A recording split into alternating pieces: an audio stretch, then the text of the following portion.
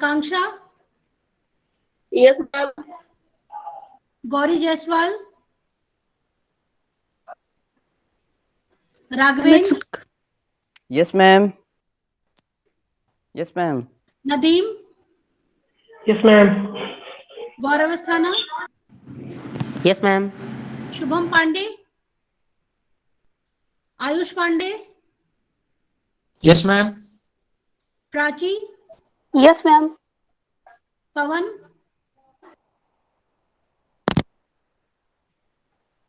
Sakshi, Yes, ma'am.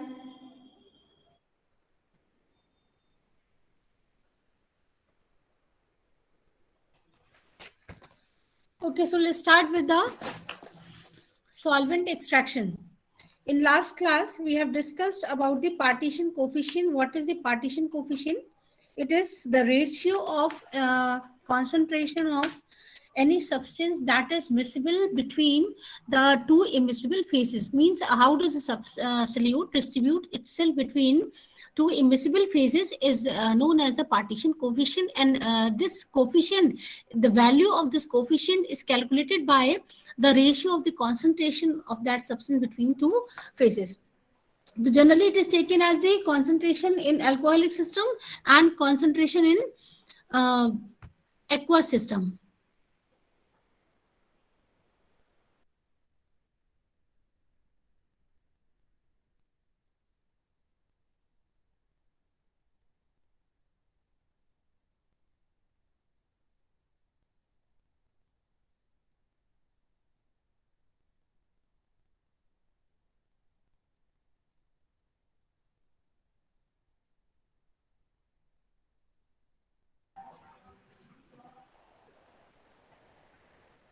Sorry for the disturbance. So the formula, ये जो last class में हम लोग डिस्कस कर रहे थे कि we have calculated all the problems related to the amount that is extracted, and now we will try to drive the formula for the amount left. कि जब एक सॉल्वेंट में मतलब एक किसी मिक्सचर में से किसी एक कंपाउंड को जब एक्सट्रैक्ट किया जाता है थ्रू द सॉल्वेंट, तो जो पहले हम लोगों ने कैलकुलेशन करी that were on the basis of the कितना अमाउंट एक्सट्रैक्ट हुआ. ठीक है, एक्सट्रैक्ट मतलब जो सॉल्वेंट आप यूज किया उसमें कितना अमाउंट जो है वो एक्सट्रैक्ट होकर चला गया. अब जो स्टार्ट करेंगे that will for the amount left in the original solution. So you can see the formula is given that if the m gram of the substance, a solution that contains a small m gram of the substance in capital V ml of the solution, or this solution is repeatedly extracted using every time small v ml of another solvent which is immiscible with the first. तो क्या होगा, जो m ग्राम substance है वो आपका extract होके किस में आ जाएगा, स्मॉल v में आ जाएगा. एम का जो कुछ अमाउंट है वो किसमें इसका एक्सट्रैक्शन होगा, कैपिटल वी में इट इज प्रेजेंट, और एक्सट्रैक्ट होके किसमें आएगा, जो स्मॉल वी जो आप दूसरा सॉल्वेंट यूज कर रहे हैं उसमें एक्सट्रैक्शन होके कुछ amount, suppose that amount is m1. ठीक है, m1 जो है वो क्या हो रहा है, कुछ m1 is the unextracted amount. m में से मान लीजिए x जो है वो एक्सट्रैक्ट हो गया, तो रिमेनिंग क्या बचा, m1 बचा. ठीक है, तो m1 क्या यहाँ पर एक्सट्रैक्टेड अमाउंट नहीं है, that is the left amount after extraction, or the amount which remain unextracted at the end of the first operation. So the distribution coefficient is given by m1 upon capital V upon m minus m1 upon small v. This is the partition coefficient. So by this we can find out the value of the amount unextracted. So unextracted amount हमारा क्या है यहाँ पर, you can see the unextracted amount is m1. m1 हमारा क्या है, ये m1 जो है, are you able to see the screen? Yes, ma'am. बेटा कर्सर दिख रहा है आपको? Yes, ma'am. तो ये जो m1 है ये क्या है, this is the amount that remain unextracted and at the end of the first extraction. तो इनिशियल अमाउंट क्या था हमारा, m था, और अनएक्सट्रैक्टेड जो बचा हुआ अमाउंट रह गया, लेफ्ट अमाउंट है after extraction, that is m1. तो this m1 is equal to m into K is the partition coefficient, V is the amount of the solution in which the जो आपका extractable amount है M is present, divided by KV plus V. ठीक है, अब ये है कि this is for the M1 क्या है, amount left after first extraction. अब जब सेकेंड एक्सट्रैक्शन होगा, आपको क्या बताया था, सॉल्वेंट एक्सट्रैक्शन है, it is more efficient in when it is performed in number of operations। अगर एक सिंगल एक्सट्रैक्शन से जो मल्टीपल एक्सट्रैक्शन होता है दैट इज बेटर। और उसके कैलकुलेशन से प्रूफ भी आपको किया था कि कैसे आप, हाउ कैन यू प्रूफ कि कैसे जो है वो multiple extraction is better than the single extraction. तो फर्स्ट एक्सट्रैक्शन के बाद जो अमाउंट लेफ्ट है दैट इज M1। ठीक है, अब क्या है, जब सेकेंड एक्सट्रैक्शन करेंगे, सेकेंड एक्सट्रैक्शन जब करेंगे, suppose the amount left is the M2, उस समय अमाउंट कितना बच रहा है, अनएक्सपेक्टेड अमाउंट M2 है, तो इनिशियल अमाउंट उस समय क्या हो जाएगा, M1 ही तो होगा, क्योंकि आफ्टर जब आपका जीरो स्टेज है, जब आपने कोई भी एक्सट्रैक्शन नहीं किया है, जब स्टार्ट कर रहे हो, उस समय आपके पास कितना सल्यूट है, M ग्राम है, और आफ्टर फर्स्ट एक्सट्रैक्शन कितना बचा, रिमेनिंग अमाउंट इज M1।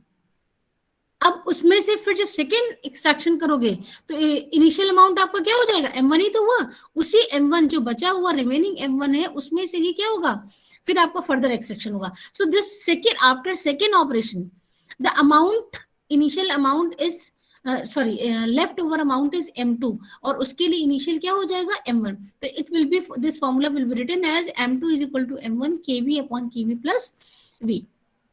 या फिर हम क्या कर सकते हैं कि इसी M2 is equal to M और उसके बाद KV upon KV plus V का यहाँ पर क्या कर देंगे, स्क्वायर कर देंगे, दिस इज स्क्वायर। तो similar way if the number of n number of operations are performed, क्या है कि अगर n number of operation perform किए जाते हैं तो क्या होगा कि आपका ये जो फॉर्मूला है इसको कैसे लिखा जा सकता है, it can be written as M2 is equal to, sorry, if it will be written for n number of operation, it can be written as Mn is equal to M KV upon K capital V plus small v to the power n। ये क्या है, n क्या है, it represents the number of operation। if you are performing for single operation it will be 1, 2 times, 2, 3, 4 whatever। ठीक है, so the weight of extracted in n operation will be given by, ये क्या है हमारा, this is unextracted. तो extracted amount क्या निकलेगा, जो इनिशियल क्या लिया था M में से अगर हम M को माइनस कर दें तो हमारा निकल आएगा extracted amount. Is it clear to everyone? बेटा इतनी बात समझ आ रही है? Yes ma'am. किसी को कोई डाउट है, किसी बच्चे को? ठीक है, सो दिस M में से M1 माइनस कर दिया तो ये क्या हो जाएगा, 1 minus KV upon KV plus V जो है वो का स्क्वायर गया to the power n। So this is the formula to find out the amount left and amount extracted. आप एक्सट्रैक्टेड डायरेक्ट जो फॉर्मूला बताया था उससे भी निकाल सकते हो, या इसी फॉर्मूले को डायरेक्ट रख के इससे भी आप क्या निकाल सकते हो, यहाँ पे इट विल बी n, ये यहाँ पर स्क्वायर की जगह यहाँ पर क्या होगा, इट विल बी n, क्योंकि n नंबर ऑफ ऑपरेशन कर रहे हो। अगर यहाँ पर 2 होगा then it will be square, अगर यहाँ 3 होगा then it will be cube, अगर यहाँ पर n है तो यहाँ पर क्या हो जाएगा, इट विल बी n। ठीक है, so by this way you can find out the amount of extracted solute or amount of remaining solute। इसके बाद जो नेक्स्ट है आपका that is the extractant. What is extractant? Extractant यहाँ पर क्या है, extractant is the solvent which is used for the solvent extraction, that is known as एक्सट्रैक्टेंट।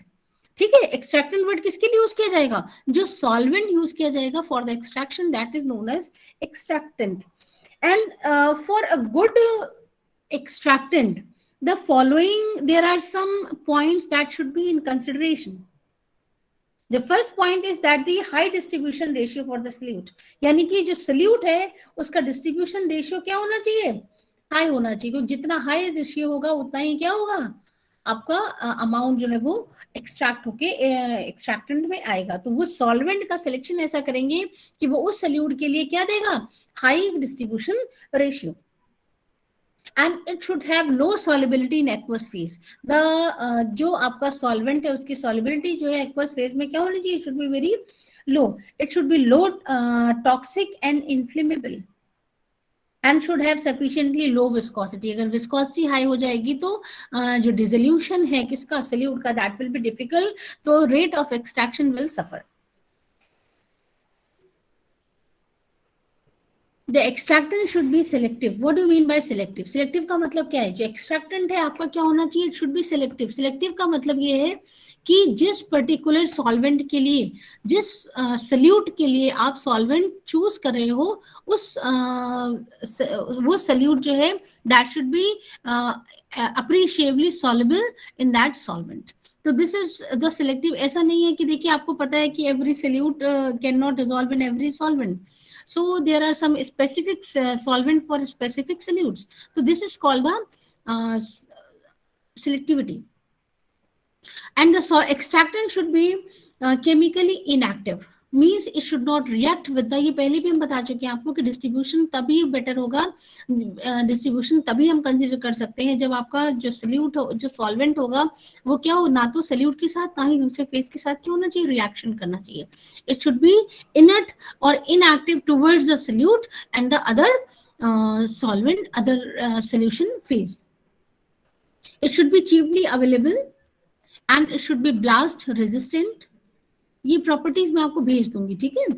Blast resistant, it should exhibit the low oxidisability, यानी कि oxidation जो है वो उसका इजीली ना हो, and it should be easy to recover, जिसकी recovery क्या है, इजी. तो these are some important points कि जो extractant should have high distribution ratio, it should have low solubility in aqueous phase, it should be low toxic and inflammable, it should have some low viscosity, must be selective, chemically inactive, cheaply available, should be blast resistant, and exhibit low oxidizability, and it should be easy to recover. These are the some properties which are which should be in consideration when you are going to select the solvent for the solvent extraction. There are basically extractants are of two type. There are two type of extractant. एक जो वो होते हैं जो क्या होते हैं, which are lighter than water, यानी कि जिनकी डेंसिटी क्या होती है, वाटर से कम होती है, तो वो हमेशा वाटर में कहाँ, वाटर के साथ कहाँ पर आएंगे, अपर फेस पे. और second type extractant which are heavier than water, जो हैवियर देन वाटर होंगे वो कहाँ पर, जब आप उनको मिक्स करेंगे सोल्यूशन साथ, वो कहाँ आएंगे, लोअर फेज में आएंगे. ठीक है. तो जो एग्जांपल्स हैं which are lighter than water, these are the benzene, toluene, alcohol like butanol, butanol, pentanol, isopentanol ethers, diethyl ethers, isopropyl ether. ठीक है.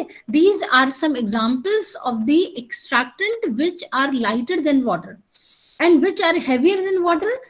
Those are the chloroform, carbon disulfide, carbon tetrachloride.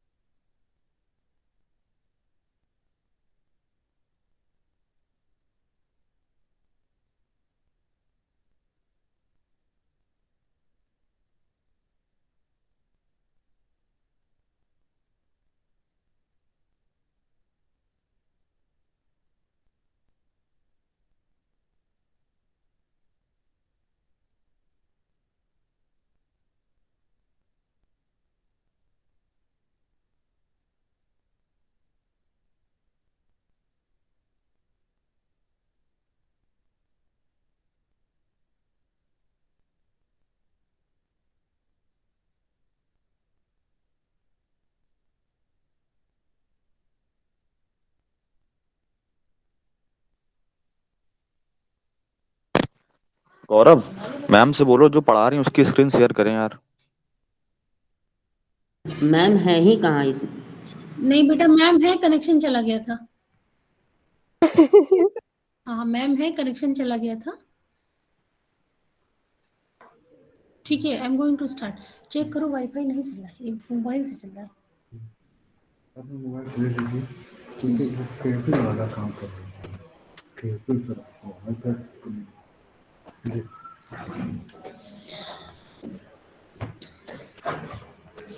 सो और देखिए sir, rate and selectivity of an extraction process. ठीक है, selectivity and rate and selectivity of extraction process can be enhanced by some factors. तो आप जो extraction process है उसका rate और जो सिलेक्टिविटी है आप उसको प्रमोट कर सकते हैं by selecting some factors like the proper choice of the extractant. कि एक्सट्रैक्टेंट, अगर एक्सट्रैक्टेंट की क्या प्रॉपर्टीज है वो आपको अभी बता ही चुके हैं कि एक्सट्रैक्शन की क्या क्या, एक्सट्रैक्टेंट की क्या क्या प्रॉपर्टीज होनी चाहिए. तो वो प्रॉपर एक्सट्रैक्शन सिलेक्शन से you can promote the rate and selectivity of extraction process. Second factor is the pH. The first is the proper choice of solvent. Second is the by adjusting the pH of the solution. Third, by regulating the temperature. You know that on increasing the temperature, so जो viscosity है वो decrease होती है, जिसकी वजह से क्या होता है, solubility increase होती है. तो temperature increase करने पे जो आपका solvent extraction है that will variate. तो according to proper selection of the temperature, you can promote the rate and selectivity of the extraction process. And next is the by masking the interfering ions. Masking agents are this अभी आपको बताते हैं कि masking agents क्या होते हैं. कुछ जैसे compounds होते हैं, कुछ interfering radicals होते हैं, वो जो interfere करते हैं solvent extraction में, उनको क्या करना, उनके लिए mask बन जाना, यानी कि उनको उनका effect जो है वो extraction process में कम कर देना. इसके अलावा जो है by changing the concentration of the components and duration of the extraction process. So there are some basic factors. By selecting them you can promote the rate and the selectivity of the solvent extraction. So now we'll discuss these factors, some important factors, one by one. First is the salting out agent. The factors which affect the extraction, first is the salting out agent. देखिए, what are the salting out agents? The extraction of metals may be enhanced by adding high concentration of inorganic salts to the aqueous phase. जैसे जब extraction of metal किया जाता है तो metal extraction को अगर inorganic aqueous phase में उनका कॉन्सेंट्रेशन मेटल सॉल्ट्स का हाई कर दिया जाए तो क्या होगा, जो एक्सट्रैक्शन प्रोसेस है वो एनहांस हो जाएगा. And this process is known as, means the addition of these inorganic salt to the aqueous phase to enhance the extraction of metal is known as the salting out effect. And this is due to the effect of added salt on the activity of the disturbing species by the common ion effect, and also due to the strong ability of these ions to bind water around them. ठीक है, तो ये salting out effect क्या है कि common ion effect की वजह से जो है वो आपका जो इनका एक्सट्रैक्शन है इनऑर्गेनिक मेटल्स का वो क्या है, बढ़ जाता है ना. तो this is called the addition of the inorganic salt to the aqueous phase to increase the concentration of metals is known as the salting out effect. And the second factor is the pH value. Am I audible to everyone? Am I audible? Yes, ma'am. Second factor is the pH value. The process of liquid extraction is also enhanced by pH value. Like during the extraction of metal, two metals may be extracted at different pH values. जो दो metal का extraction है, मान लीजिए कोई दो metal present है, तो उनका जो एक्सट्रैक्शन होगा वो क्या होगा, डिफरेंट पीएच पे होगा. लाइक इन सम केसेस जो ऑर्गेनिक फेज है वो जो है वो पीएच जैसे एक्वस के साथ आपने ऑर्गेनिक फेज में ही क्या होता है, एक्सट्रैक्शन किया जाता है. तो पीएच वेरिएट करने से आप एक ऑर्गेनिक फेज आपने यूज किया, same you are using same organic phase, लेकिन अगर पीएच वेरिएट कर देते हो तो you can extract the two metal by using single extractant just by adjusting the pH. Next is the oxidation state. Sometimes the selectivity of extraction may also be increased by modifying the oxidation state of metal or the impurity. देखिए extraction किसका करते हैं, किसी extraction generally a solvent extraction is used for the purification of the solutions, ठीक है, किसी भी liquid के कंपाउंड के किसी सॉल्यूशन की प्यूरिफिकेशन के लिए। तो प्यूरिफिकेशन में जनरली जैसे इम्प्योरिटीज मान लीजिए present, impurity means what is impurity, that is not required impurity as a metal, यानी कि उस solvent में there is no need of metal but metal is present, so this is known as the impurity, क्योंकि उस solution के लिए, उस compound के लिए जो metal है वो किसका impurity का काम कर रहा है, because there is no need of metal, so metal will be extracted. तो अगर कोई इम्प्योरिटी या मेटल मान लीजिए उसका एक्सट्रैक्शन कर रहे हो, तो उस मेटल की अगर ऑक्सीडेशन स्टेट को हम चेंज कर दें तो भी क्या है कि ऑक्सीडेशन स्टेट चेंज करने पर क्या होगा, उसकी रिएक्टिविटी जो है वो चेंज होगी for a particular solvent. I am giving you an example like the extraction of iron from chloride solution can be prevented by reducing Fe3 to Fe2 plus, which does not extract, यानी कि अगर आपको iron का FeCl2 बनाता है, ठीक है, और क्लोराइड सॉल्यूशन में से अगर हमको क्या करना है, extraction of iron from chloride solution can be prevented by reducing Fe3 to Fe2 plus, कि अगर FeCl3 सोल्यूशन है, अगर हम उसमें से क्या कर रहे हैं, किसी क्लोराइड सोल्यूशन में से आयरन को अगर हम एक्सट्रैक्ट करना चाह रहे हैं तो उसका हम रिडक्शन कर दें, +3 से +2 स्टेट में कर दें, तो वो क्या होगा, वो आपका एक्सट्रैक्शन नहीं होगा।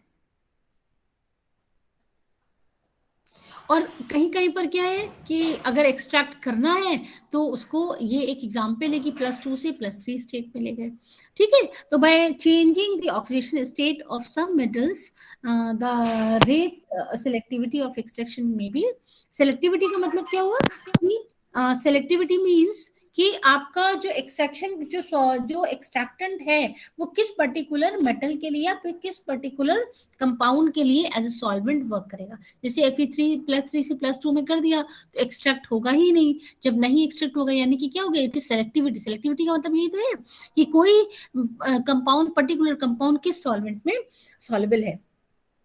Next factor is the masking agent. Hello ma'am. Hello ma'am, थोड़ा स्क्रीन शेयर हो जाएगी क्या मैम, समझ में थोड़ा कम आ रहा है। स्क्रीन शेयर नहीं हो रहा है क्या? नो मैम, आपका फ्रंट कैमरा ऑन है मैम। अच्छा, स्क्रीन नहीं शेयर हो रहा है, ओके, अच्छा वो चला गया था, सॉरी। Okay ma'am. मुझे लग रहा है स्क्रीन शेयर हो रहा था, इसलिए, क्योंकि हम तो स्क्रीन ही खोल के बैठे, एक्चुअली बीच में कनेक्शन चला गया था ना, इसलिए जो है वो ओके मैम। स्क्रीन शेयर नहीं हो रहा था। अभी हो रहा है, अब हो रहा है? तो मैम अभी तो नहीं हो रहा मैम, हो रहा है अब। हो रहा है ना, मुझे दिख रहा है हो रहा है। यस मैम, अब हो रहा है ना।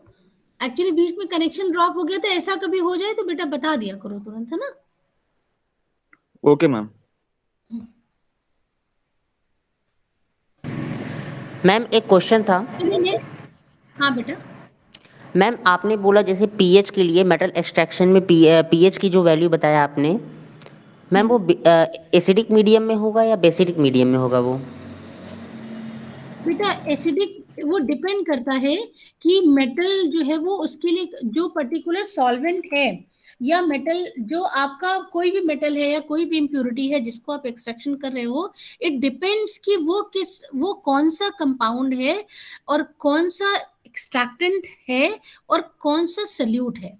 तो हर किसी के लिए एक में नहीं हो सकता है ना कि सारे किसके लिए एक ही टाइप का। जैसे अब पीएच भी एक फैक्टर हो गया, अब दूसरा फैक्टर हो जाता है, जैसे मान लीजिए कोई चीलेटिंग एजेंट है तो भी आप मेटल का एक्सट्रैक्शन कर सकते हो। कर सकते हो ना। मान लीजिए सॉल्वेंट यस में मैम। कोई सॉल्वेंट आपने ऐसा चूज किया जिसमें ईडीटीए पड़ा है, तो ईडीटीए क्या है, EDTA is a chelating agent, तो वो भी क्या करेगा, मेटल को चिलेट करके बना के बाहर कर लेगा ना। तो ये यस मैम। डिपेंड करता है कि ये देखिए ये सारी चीजें इंटरकनेक्टेड है। PH is the one factor, और वो फैक्टर किसके लिए वर्क करेगा, जो सिस्टम आपने चूज किया है, जो सिस्टम आपका सोल्यूशन है, कौन सा सॉल्वेंट है, और उस सोल्यूशन में जो है कौन सा सोल्यूट है, या जिसको एक्सट्रैक्टेबल जो कंपाउंड है वो कौन सा है, और कौन सा एक्सट्रैक्टेंट यूज कर रहे हो। तो ये सारी कंडीशनल चीजें, आप एक नहीं कह सकते हो कि सारे जो है एसिडिक पीएच पे होंगे या सारे मेटल जो है वो बेसिक पीएच पे होंगे। ठीक है। Yes ma'am. अब जैसे मान लीजिए सोडियम हाइड्रोक्साइड आप देखते हो, है ना, ठीक है, मान लीजिए सोडियम है, अगर हम सोडियम को एल्कलाइन पीएच में सोडियम हाइड्रोक्साइड का जब सोल्यूशन बनाते हैं, तो अगर वाटर का पीएच हमारा क्या होता है, सॉरी वाटर की टीडीएस जो होता है वो हायर होता है, एल्कलाइन होता है, तो क्या होता है तुरंत जो है वो, जब सॉल्ट ज्यादा प्रेजेंट होते हैं बाइकार्बोनेट्स के फॉर्म में, तो मेटल जो सोडियम तुरंत प्रेसिपिटेट हो जाता है। अगर यही हमारा एसिडिक वाटर होता है तो ये जो है वो प्रेसिपिटेट नहीं होता है। तो डिपेंड्स कि कौन सा मेटल है, और मतलब कौन सा इम्प्योरिटी है, कौन सा एक्सट्रैक्टेंट हम चूज कर रहे हैं। ठीक है, next factor is the modifiers. देखिए ये फैक्टर्स किस लिए, ये जो फैक्टर्स हम लोग पढ़ रहे हैं, these are to enhance the selectivity and rate of the extraction process. तो ये फैक्टर्स को हम कंडीशनली अप्लाई करते हैं, कौन सी कंडीशन कहाँ पर है उस पर हम अप्लाई करते हैं, तब ये क्या है जी आपके ये फैक्टर्स वर्क करते हैं। नेक्स्ट है आपका मॉडिफायर्स। Modifiers के हैं, these are the additives to the organic phase to increase the solubility of extractant in diluent। जो एक्सट्रैक्टेंट की solubility को क्या करते हैं, इंक्रीज करते हैं। मॉडिफायर्स यानी कि ऑर्गेनिक फेज में जब इनको ऐड किया जाता है, दीज आर एक्सटर्नल कंपाउंड्स, कि ये दीज वर्क एज एडिटिव, जब इनको ऑर्गेनिक फेज में ऐड करते हैं तो ये क्या करते हैं, एक्सट्रैक्टेंट की सॉल्युबिलिटी को बढ़ा देते हैं। जैसे कि high molecular weight alcohol like the capryl alcohol, it is used as a modifier. तो ये जो डाइल्यूएंट है, डाइल्यूएंट मतलब समझ गए, जिसके साथ में जिससे आप एक्सट्रैक्शन करें उसमें सॉल्युबिलिटी बढ़ा देते हैं, जबकि सॉल्युबिलिटी क्या होनी चाहिए, कम होनी चाहिए, है ना। तो ये मॉडिफायर्स यूज करें जहां रिक्वायरमेंट होती है कि नहीं, एक इंटरफेस, जब आपको पता है जैसे पार्टीशन जब होता है तो एक इंटरफेस बनता है, जो इंटरफेस होता है वहां पर दोनों प्रेजेंट होते हैं। समझ, जैसे दो इमिसिबल आपके लिक्विड्स हैं, जब दो इमिसिबल लिक्विड्स को जब आप मिक्स करोगे तो वो इमिसिबल ही रहेंगे, you can clearly see two different layers, लेकिन बीच का जो इंटरफेस होता है वहां पर दोनों लेयर्स होते हैं कि नहीं होते, कोई बाउंड्री तो होती नहीं है बीच में। बात समझ आ रही है बच्चे? Yes yes ma'am. तो बीच का जो एरिया होता है वो क्या होता है, वो तो इंटरफेस होता है, वहां दोनों फेज होते हैं, तो ये वहीं पर सॉल्युबिलिटी को क्या करते हैं, बढ़ाते हैं। नेक्स्ट होते हैं आपके सिनर्जिस्टिक एजेंट्स।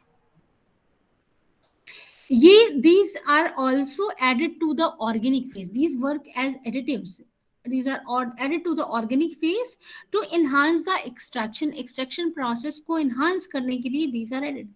ये क्या काम करते हैं, कॉम्प्लेक्स बनाते हैं एक्सट्रैक्टेंट, ये कि जो हम एक्सट्रैक्ट कर रहे हो जो कंपाउंड, उसके साथ क्या बनाते हैं, कॉम्प्लेक्स। जैसे अभी आपको क्या बताया था हमने कि चिलेट्स बनाते हैं, जो मेटल्स के एक्सट्रैक्शन में ये सिनर्जिस्टिक एजेंट्स आर यूज्ड। तो ये मेटल का एक्सट्रैक्शन सॉल्युबिलिटी से नहीं करते। अभी तक जैसे पार्टीशन कोफिशिएंट हम पढ़ रहे थे तो उसमें हम लोगों ने क्या पढ़ा था कि सॉल्युबिलिटी के बेसिस पे एक्सट्रैक्शन हो जाता है। एक सोल्यूशन है जिसमें कुछ इंप्योरिटी है, एक सॉल्वेंट आपने लिया, शेक किया, तो उसका एक्सट्रैक्शन किस में हो गया, सॉलिड में हो गया। लेकिन यहाँ पर मेटल का जो सिनर्जिस्टिक एजेंट्स होते हैं क्या होते हैं, कॉम्प्लेक्सिंग एजेंट्स होते हैं।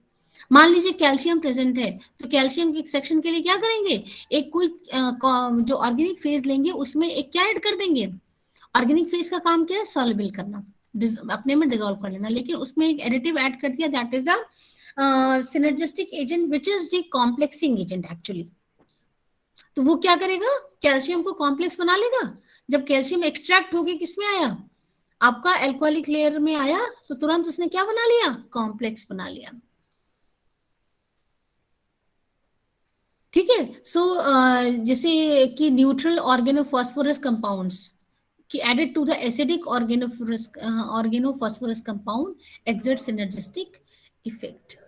तो सिनर्जिस्टिक इफेक्ट आपको समझ में आया क्या है कि जो ऑर्गेनिक ये आपके मॉडिफायर्स और सिनर्जिस्टिक एजेंट्स क्या है, दीज आर द मॉडिफायर्स। ये मॉडिफायर्स क्या है, these are the additive. Which modifiers का काम क्या है कि सॉल्युबिलिटी को बढ़ाना एक्सट्रैक्टेंट के डाइल्यूएंट में, और जो सिनर्जिस्टिक एजेंट का काम क्या है, ये these work as complexing agent to remove the metal.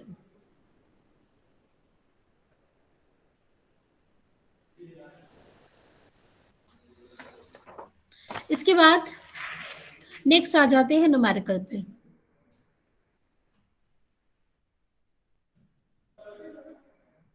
आप लोग बेटा पेन पेपर निकाल लो।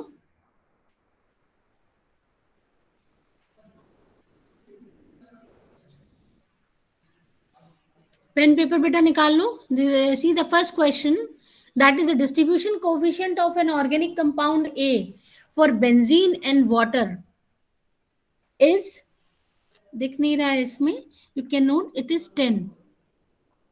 The distribution coefficient of an organic compound A for benzene and water is 10. Find out the amount of A extracted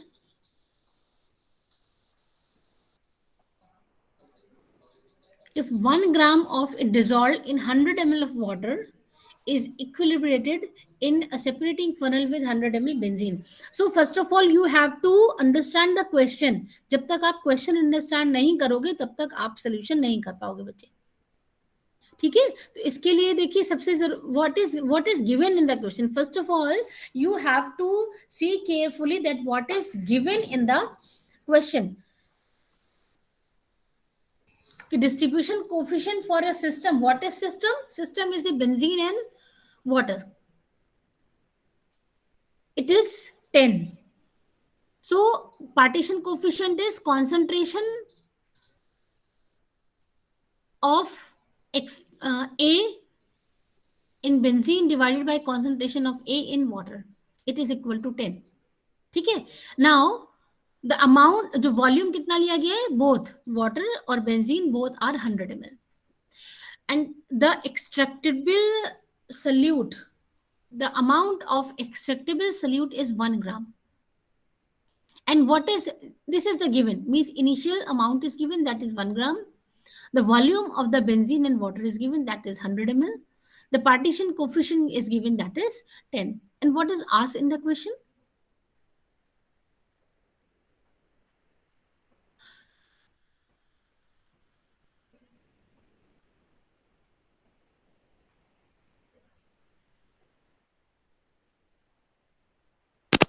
benzene का concentration में पूछा है, कितना amount ए का एक्स्ट्रा, बेंजीन का कॉन्सेंट्रेशन नहीं पूछा गया बेटा, कितना अमाउंट एक्सट्रैक्ट हुआ। बेंजीन का कॉन्सेंट्रेशन क्यों पूछेगा, बेंजीन में पूछेगा ना, बेंजीन में कितना अमाउंट ए का गया, कितना अमाउंट इनिशियल जो ए था दैट इज 1 ग्राम, और वो 1 ग्राम में से कितना जो था बेंजीन में एक्सट्रैक्ट होके चला गया, यही तो पूछा गया, amount of a extracted with 100 ml benzene. तो कैसे निकालेंगे, partition coefficient is given, c benzene upon c water is equal to 10। Benzene में कॉन्सेंट्रेशन कितना है, if suppose x gram is extracted, initial concentration is 1, suppose x gram is extracted, so it will be x upon 100, और water का कितना बचेगा, 1 minus x upon 100, so the value of x will be 0.909 gram। समझ आ गया, करके देखो बेटा, जिसको नहीं आ रहा बताइए।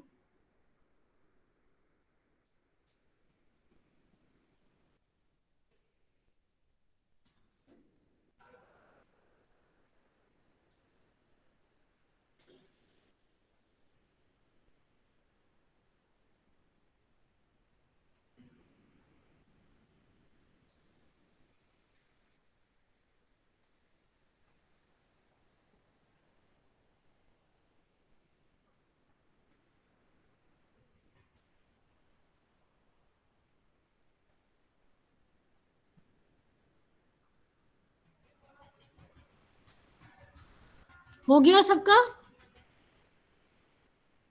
यस मैम, हो गया। Should we move on second question? Yes ma'am. Okay, example 4, इसको बेटा ध्यान से देखना, यही आपका सोल्यूशन, जो फॉर्मूले में हम लोगों को कंफ्यूजन आ रहा था इसी में से समझ आएगा। The distribution coefficient of an alkaloid between chloroform and water is 20। ठीक है, क्लोरोफॉर्म और वाटर में कितना है? It is 20, and alkaloid being more soluble in chloroform. Solubility किसमें ज्यादा है? क्लोरोफॉर्म में ज्यादा है। Compare the weights of alkaloid remaining is aqueous solution. After 100 ml containing 1 gram has been shaken with 100 ml chloroform and with 2 successive quantities of 50 ml chloroform each. So first of all, what is given? The partition coefficient is given. Partition coefficient की बात हम बाद में करेंगे। सबसे पहले क्या है? The volume of the phases कितना है? 100 ml है। फर्स्ट क्वेश्चन में जो एक्वस सोल्यूशन है उसमें कितना है? 100 ml लिया है। जो फर्स्ट क्वेश्चन है उसमें एक single operation is done with 100 ml of chloroform, and in second question the 2 operations will be performed by using 2 successive extraction using 50 ml each time, 50 ml of chloroform each time.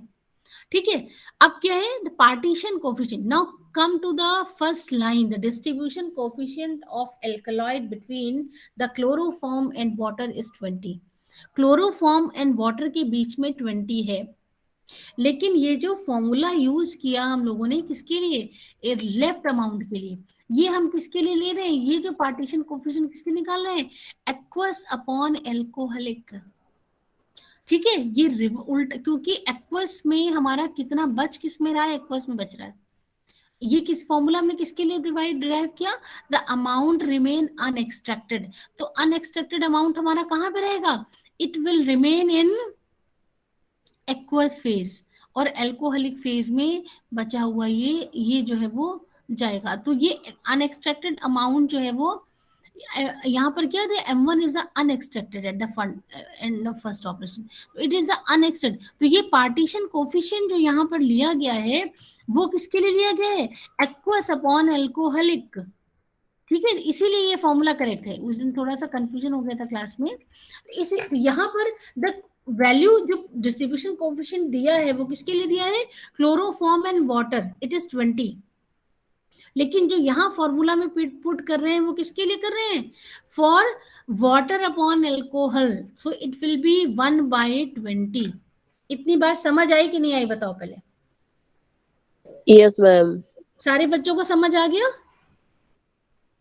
Gauri? Yes ma'am. Clear हो गया बेटा? Yes ma'am.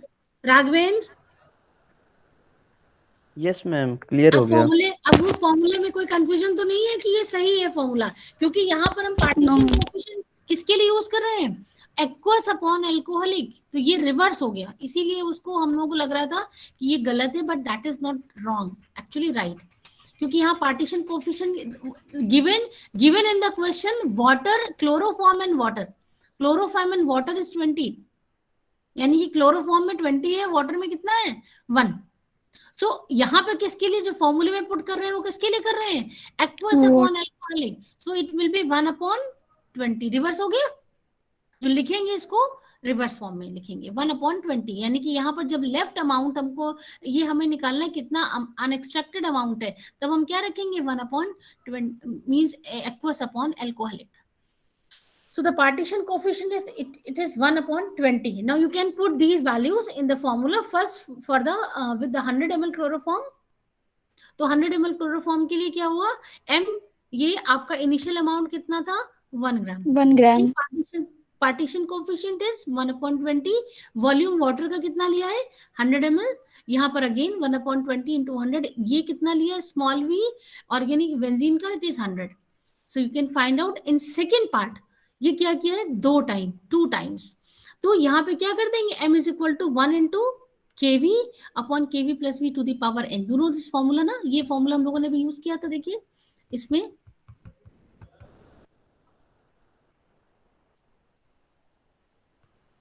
अरे ये देखिए, ये हमने use किया ये वाला फॉर्मूला। तो यहाँ Yes, पर ma'am. क्या, इसको 2 ऑपरेशन कर रहे हैं, सेम वॉल्यूम से कर रहे हैं। अगर वॉल्यूम डिफरेंट होता तो हम स्क्वायर नहीं कर सकते थे, but her every time 50 ml volume 2 operation किया, तो इसलिए इसको क्या कर दिया, यहाँ पर 1 into kV upon kV plus v का n to the power n है, तो ये यहाँ पर n नंबर कितने ऑपरेशन है, 2 ऑपरेशन। 2. ठीक है, 50 ml से किया है तो 2 टाइम्स करेंगे, और अगर यहाँ पे 25 से करते 4 टाइम्स तो क्या हो जाता, ये यहाँ पर ये वॉल्यूम कितना हो जाता, 25 और यहाँ पर हो जाता 4। ये 2 से किया तो इट विल बिकम 50 स्क्वायर, तो इट विल बी 0.0083। तो यू कैन सी हियर कि अगर if the single operation is done then the 0.0476 gram जो है वो आपका ये अनएक्सट्रैक्टेड है, और अगर रिमेनिंग अमाउंट है, और अगर 2 सक्सेसिव करते हैं तो कितना कम बचा, 0.0083। तो एक्सट्रैक्शन किसमें ज्यादा हुआ, इसमें, है ना, क्योंकि this is the left amount, it is unextracted amount. Extraction किसमें ज्यादा हुआ, इस वाले में, because the unextracted amount is low in when it is performed in double operation. बात समझ आ गई? Yes ma'am. ठीक है, तो अब आपको first of all you have to keep in mind the language कि what is given for the partition coefficient. अब आप नेक्स्ट क्वेश्चन देखिएगा, नेक्स्ट क्लास में डिस्कस करेंगे, 1-2 क्वेश्चंस और कराएंगे, उसके बाद आगे पढ़ेंगे। तब तक के लिए आपके पास क्या है, you have number of questions, तो इनको सॉल्व करो। If in case you have any problem so you can discuss after class also and in class both. Okay okay ma'am.